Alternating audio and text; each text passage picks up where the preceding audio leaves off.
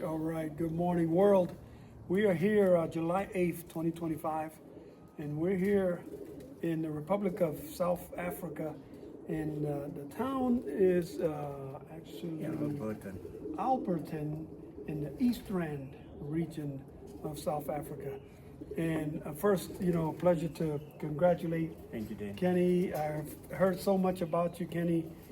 This is an encyclopedia right here. Not only that, Kenny, you go back so far, and I mean, Kenny flew today in the finals for the World Cup, and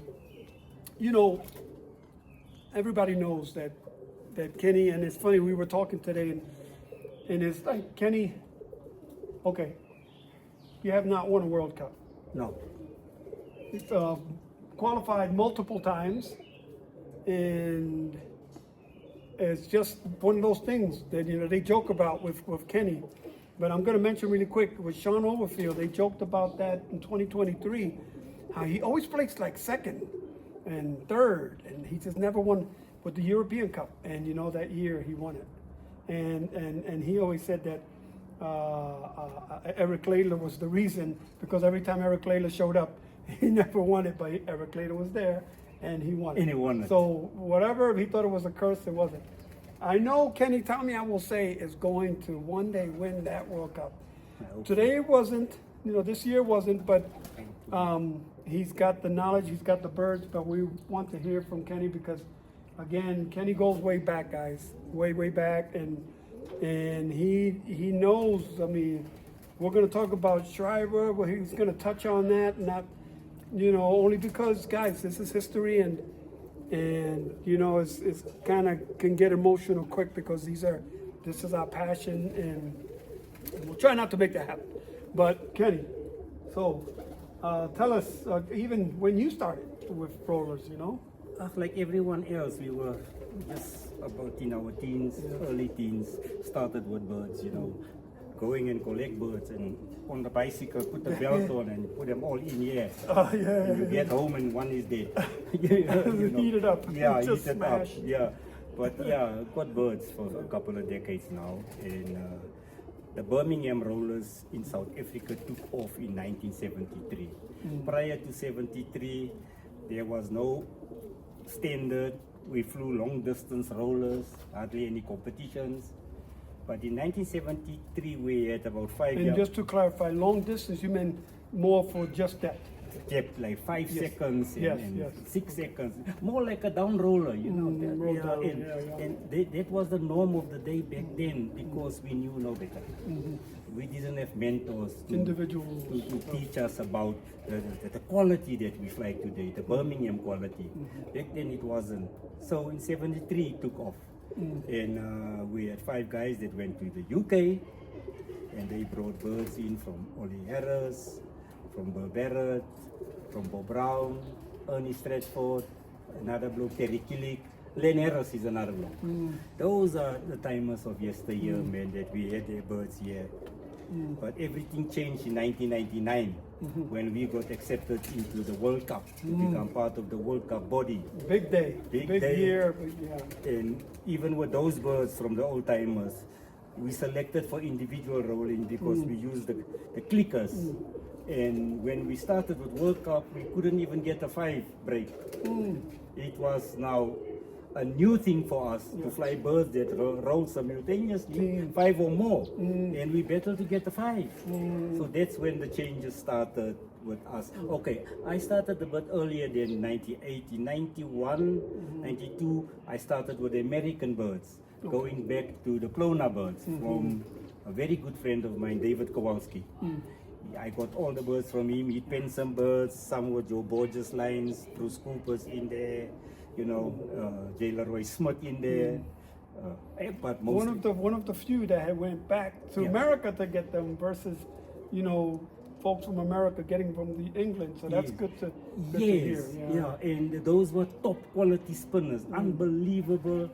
But I battled for all those years to keep them in sight. They were so sensitive. Just giving them half a teaspoon extra grain, push them into the blue. So I battled, but in terms of the quality, those birds were uneven till today. Yeah, and then comes the World Cup. I flew them, couldn't hold them yet, and I changed over, and lucky I got hold of the biker birds in 2002. 2002. Yeah, Pastor Edgar Roscoe, he brought them in. I actually pushed him in that direction to get these biker birds because they were about brakes. And Edgar wasn't happy with them, and he gave them to me. And Frank Baker brought in another 2 shipments of 12, and we started with the biker birds from then till now. Nice. Yeah.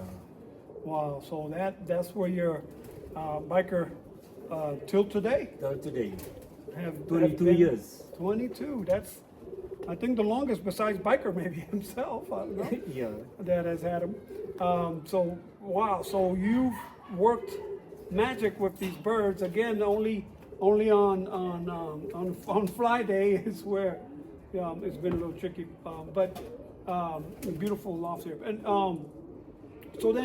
so you got to meet so many of these people from way back then. And Yeah, in 1997 we went to the US, Frank and I, and we visited towards the East Coast. Dave Kowalski stayed up there. I I'm think not too sure, is it Minneapolis? Minnesota, I believe. Yeah, we visited him. We were a couple of days there. Saw a couple of roller fanciers there, but they were widespread. Sometimes it takes you a day's drive to see one man around where he was. And then he handed us over to Jerry Higgins in California. Yeah. And Jerry was our host. He took us to San Diego to meet Roy Trahan and Robert Parker, and Abel Obara was there, and a couple of other guys that I can't name now, I can't remember them. But we watched those birds. And then again, Frank Baker brought in Jerry Higgins birds. And we already had the other, but those birds were deep.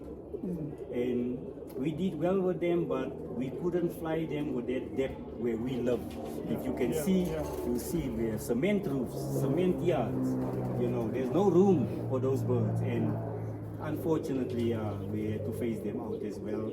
You mentioned some of the good names, and the name that came to me when you mentioned Frank Baker was, did you meet Frank Lavin?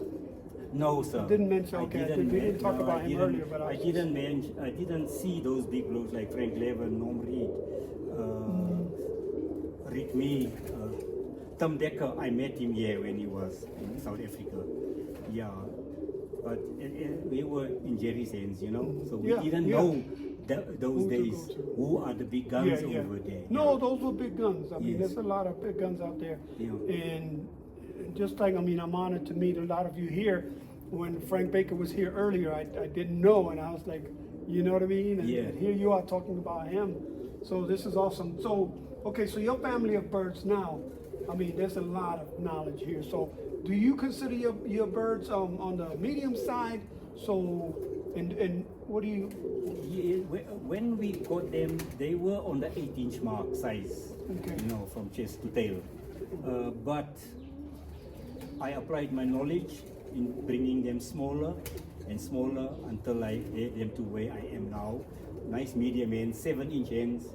Try to breed a 2-inch kill because it's the kill that gives you the quality of the spin. Those long kill birds can't spin that. They can't spin that fast.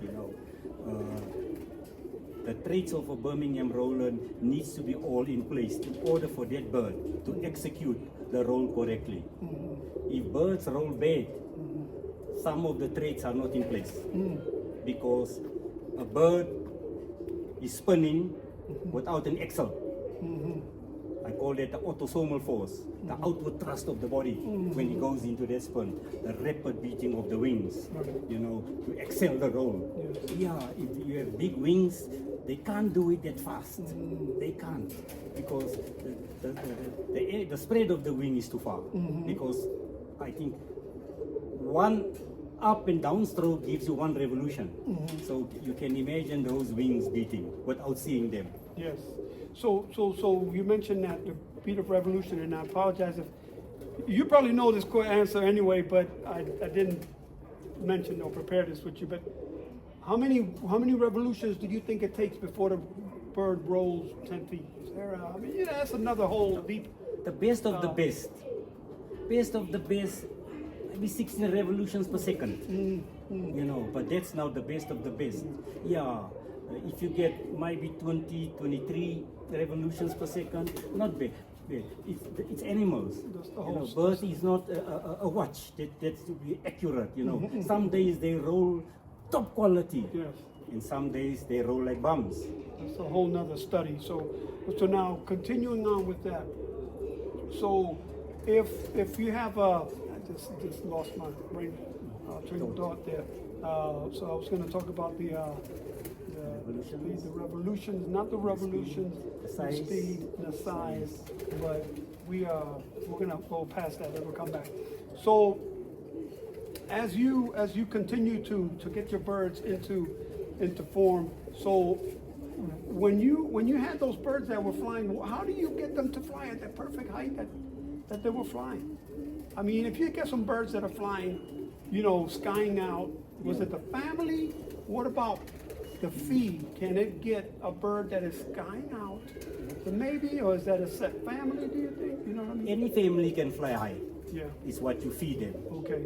If you give them fuel, loading with carbohydrates, that's fuel.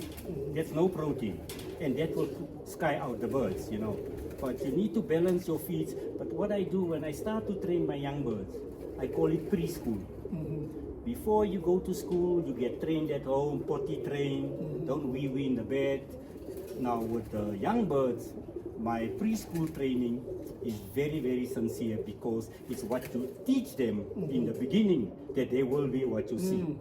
So yes, get the birds to fly the right height and stay with that feet. Don't change. If it's not broken, don't change. If the feet works, whatever you give them, yes, and get the right height, fine. If you want to slow the wing, put 25%, 20%, might be more barley to slow up the wing and the wing beat.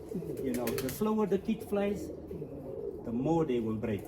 The faster they fly through the breaks because they are not at rest in the sky. They're on a racing speed, to say that, you know. Yeah, so because the majority of it, and I try to talk about it when I'm showing the birds. Most flyers know to wait when you call time in, or before you call time in. You wait, 2-3 minutes and let the birds settle in when you first fly, because they're gonna have an initial excitement, and those are not. Yeah, you might get 1 or 2 good breaks, but then those are not the real ones, right? Yes. So you want to wait till they settle. Yeah. So I've noticed that, and that's a big thing. And what do you think about location? Like, I know you mentioned as far as it's not ideal here but location.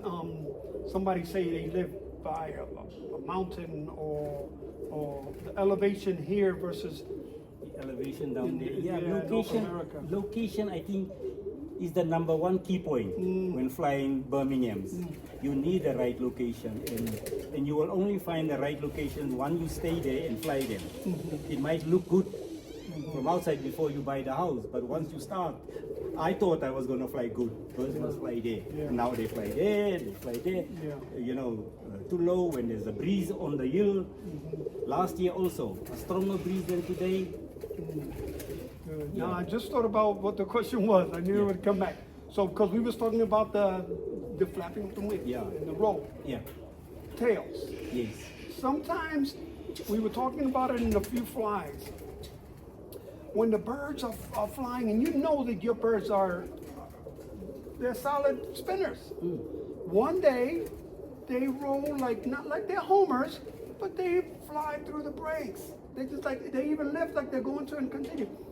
Tails pinched. Can you talk anything about that? Are you familiar with that? I'm sorry to put you in. Flying through the brakes, I don't think it's a tail. It's a little bit too much feed. Okay, flying through the brakes is a feed. It's a feed. You just got them little over the edge because they want to go and nobody goes. There they go. I think it's feeding because I've seen it. It's my feeding when it's. But the tail is key to a Birmingham roller speed. Wide tails act like parachutes. When that bird goes into a spin and that tail is open like that, it restricts the speed. Narrow tails, we have something we call spoon tails. If you look at the spoon, it's narrow in the hand and it goes open. So when you close that tail, you will see a spoon. Yeah, those are ideal, but you can't breed them all the time, even though I select for the best size, best feather, narrow primaries, short secondaries, short first arm bones. I don't know if you know about that. Oh, I want to talk about that. Well, the keels. Yeah. I think you started to, maybe you Right. touched on it a little bit, but no, go ahead. Let me tell you something about the tails. Okay. The tail flex. Tail flex is key to any Birmingham roller. If you have a bird, which I'll show you, if you want me to get the bird. Sure. Yeah.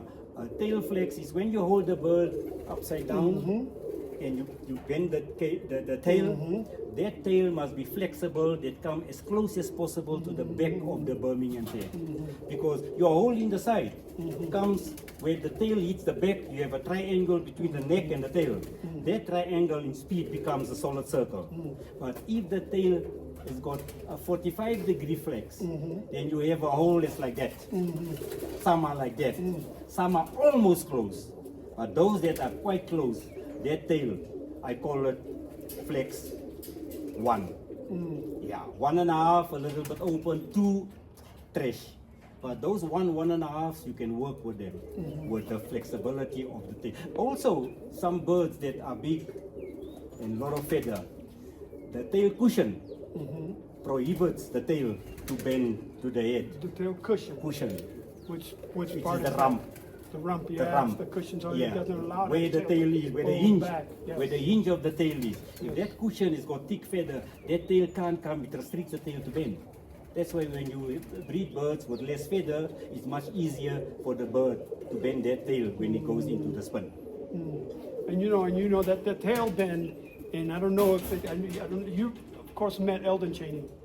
Yeah. Eldon Cheney, and Yeah, we he didn't. was here. Yeah, he was Yeah. here, and we didn't talk about him. We've been talking quite a bit today. We didn't mention Eldon Cheney, but rest in peace. He only lived 45 minutes from me when he was. Okay. But he would always Yeah, do that the tail tail. bend, and I tend to do it sometimes too, Yeah. to feel that restriction, how tight that bird is. But there's a point to that. You will find a bird today that spins top. When you handle that bird, when it comes down, the tail has got full flex to the head. But that very same bird, when he's off season or not on form, conditioned. Yeah, not conditioned, that tail doesn't bend. Same bird. So you can make a mistake by choosing a bird that's not in condition and the tail doesn't want to come where you want it to be. Your So point. yes, you've got to weigh up those things with birds before you can make a decision and say, this is a bad tail, this is birds with good. Because I do make notes in my stock book when the young birds come in the row, I start to handle them. So I have a point system with the depth up front of the keel, the short keel, and the flex of the tail. The first arm bones, the shorter the first arm bone, the faster that bird can beat those wings. If the arm bone is a little bit longer, it's a wide stroke.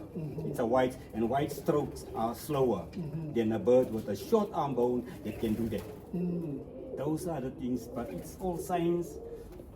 It's, Guys, this is, if we had a university,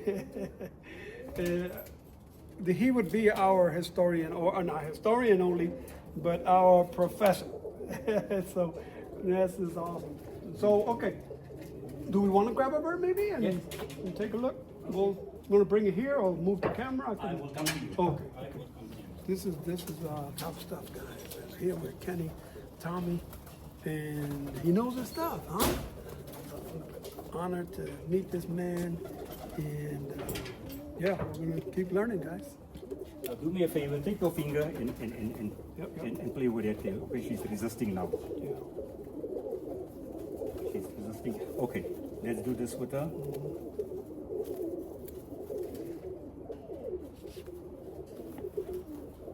It's when they go into a row. This tail has got to come to the head. How tight is that? that is not that much tight, but you must remember it's the muscle, the back muscles that works. Yep. That works. So the hole that we see there now, that's a hole in the side. But if you have long secondaries, it closes up that gap with the hole. The long, you'll never see that hole. You understand? Yeah. Good point. So yeah. have a look at this end. It's quite a small tail. And some of them, if you do that, that's a spoon tail. Yeah. That's a spoon tail. You can see, if you press that tail there, it closes up. And those are small tails. Yeah. Excellent for Birmingham rollers. Yeah, broad tails is a bit, you got to breed, you know, and select all the time. Was this one of your flyers today? No. Oh, Yeah. he feels informed already. Yeah. But these are flyers. What These are I regular did- flyers? These are regular flyers from my A team. I had to select now the 20 that's gonna do it. So yeah. Yeah. Nice, thank you. And looking at the size, Yeah, so I'll bring measuring ano- the I'll bring size. another end out. I do that because if you do this, this is flexible. If you want to, there's no stop to that. So if you do that, put the primary up. And then you go From with there, yeah. From there to the end of the flights, that's 7 inch. We have 7 inch there. So the end 7 inch, cock 7.5 inch is ideal, but sometimes they throw Now, back is the that bigger the box. base theory? Is that based on your hand size? On my end is exactly 7 inch from my thumb to my the wing or to the tail? To the tail. And To the the tail. What Monty used to do, he used to do from here to the end of the tail. But Slightly different. yeah, but I find that you don't have a stop here behind the neck. This thing moves, but here's a stop. So there is perfect That's- in size. It's a bit shorter, about the same size. Yeah, Same size, yeah. and Good stuff. Good stuff. Did that show?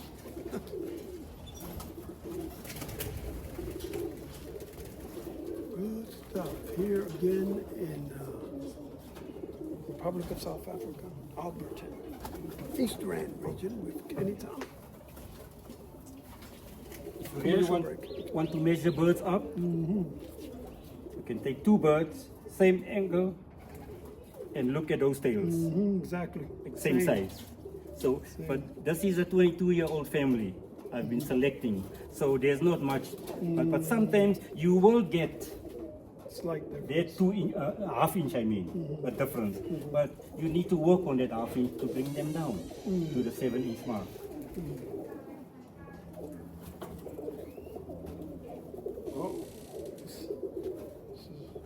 This is probably more common, like what people see when they behind the bikers. Yes, More the like blacks, black. yes. And also a lot of bull eyes. in Bull the eyes, yeah, I was eye gonna bird. say. Yeah, a lot of bull eyes, but it doesn't matter. You know. Yeah, but same Same feel. You see, look at this now. You see, but when a bird goes into the roll, Danny, it uses these muscles that contracts. So it stops there now, right? But if it goes into a roll, it pulls back. goes further. It goes further Because because the head's also yes, the head goes back. Tucking back. Yes, yeah. beautiful. Thank you.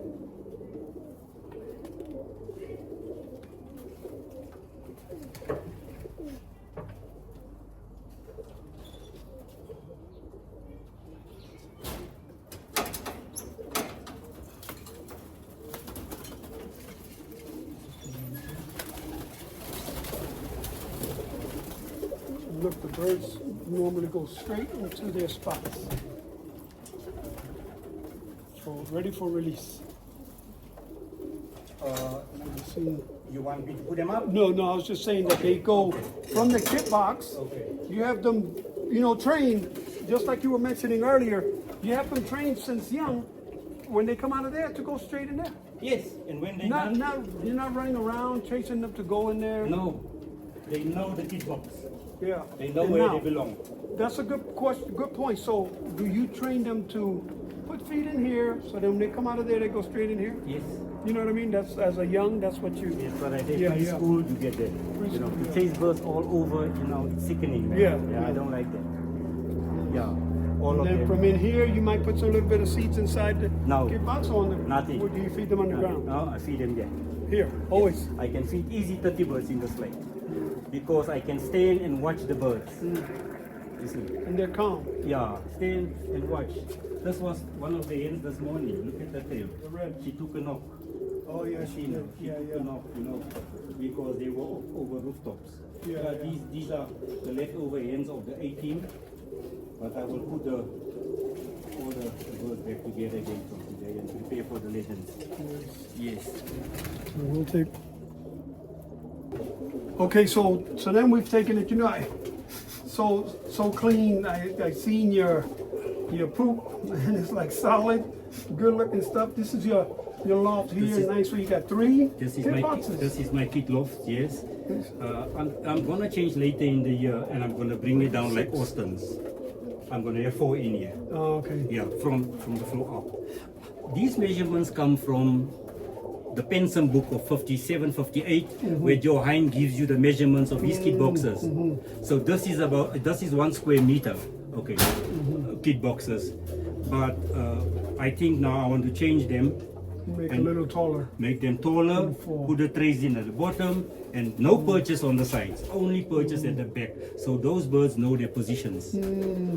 Oh, you like that? Yeah, I You like need, that too. birds Yeah. need to know their position, so Yes. when you put them out, they have their position. Because if you put a new bird in your kit, he might mess up your kit's chemistry because he hasn't got his position. Yes. Yeah. And yeah, we talk about that. Kevin McKinney talked about that. How each bird, rather than crossing over, you know, when they're coming in that straight line, Yes. and they're about to hit, Yeah. they're all just straight. They're not crossing over. Yes. That just Yeah, you know, looks awesome, and that's Yes. when they do it. these little things, you know, it helps, you know, and Nice. So you have here, and these are feeders or waterers here.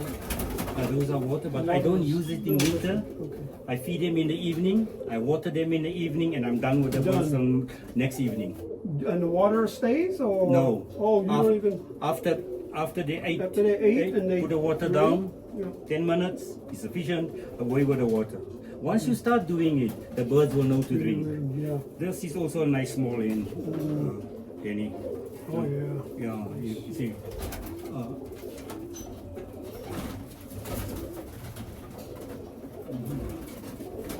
Short keels. Yes. There's a short kill, and this is a cock bird. Oh, look at that one. Yes, that's what do you- now this is the tail flex. That's- Yes, too much So feather there's- here. There is a lot of feathers. Yes, Yeah. if there's too much feathers, this can't could go. block it. Could block it. Yeah, yeah. And if you look at the cock and the hen size, give it to me. Give it to me. Okay, here we go. I go with the thumb and the forefinger to the end of the primary. So this cock. There we have Little- primaries over there. A little longer. There. Oh, about the same. Just, you see. So, but if you put them together, you'll see it looks a little bit bigger. But what is a big? little, but not that much. Yeah. So, You know. yeah. Nice. Good stuff. Good dark in here. Here's a live in the cock. And if you look at him, not too far out. Look at it. Not too far out. So yeah, you always select and work to get the birds to a decent size. So if all the birds are the same, you know, hundreds or so birds, those birds are duplicated. You think he cloned them because each bird, who is hundreds that? or so. Oh, These birds, yeah. you can see them. You can see them anywhere in the country. If I see a bird with their heads and their looks, pearl eyes, I know that's a honest or so bird because they are cloned. He's bred them for many years that way. Just like you have Kenny and And you know, there's so much more to talk about. We're going to stay in contact, but I wanted everybody to know, again, if you do not know Kenny Tommy, you better learn about him. But Kenny, you know, it's a pleasure spending some time with you. And, you know, again, honor. Folks, this is the last but not the least qualifier here to fly in South Africa, and I'm honored to have judged Kenny Tommy's birds and to meet officially, finally, Kenny Tommy that I've heard so much about. Kenny. Thank you, Dan. Awesome. It's an honor also to meet you. Family. It's an honor to meet you as well. And you know, keep up the good work. You know, I watch you on Facebook. You're waking the guys up in the morning. Hello, hello. I say, yes, Danny is onto it again. You know. But thank you, Danny. This is beautiful, guys. This is beautiful. Just a small piece of, even though the kid messed up or I messed up this morning, this is something good. Thank you, Dan. There's no messing up, because there's no losing. There's just learning, right? Yeah. We're winning or we're learning. You know, again, pleasure again to spend some time here with Kenny, and yeah, we'll stay in touch. I know we're on a different side of the equator, but we'll figure out some good timing. Today technology is so advanced. One call away from WhatsApp and you can speak. Yes, sir. Yeah. Thank you again. I got a call from Anthony Robinson from Ireland this morning. Yeah. It's so quick to get in touch and speak to the man that you want to speak to. Yes. You know, years ago we need to have telephones, and also our time difference with America. I think we 7 hours ahead of you guys. One more thing. So if you do have someone that you want to give a shout out to out there, whether it was at the beginning stages or whether it's middle or now, is there somebody that comes to mind? I know there's a lot of people, because you mentioned so many top names, but you know, sometimes we think of someone that. Yeah, you know, guys now, now those were my mentors 40 years, 50 years ago. Now the present guys is Austin Fox, Anthony Robinson, we keep in touch, Heine Biker, you know. And also there's a few of the Americans that, you know, like Urban Lopez, he contacts me from time to time. And a couple other guys from there always chat to me on Facebook, and I'm always available to chat. There you have it, guys. Kenny Tommy's always looking forward and willing to help. And I know that I'll be calling him also for some advice. So get to know him. Kenny Tommy, South Africa, from Alberton, East Rand. East Rand. Thank you, Dan. Yes, sir. Much appreciated. Yes, sir. Yeah.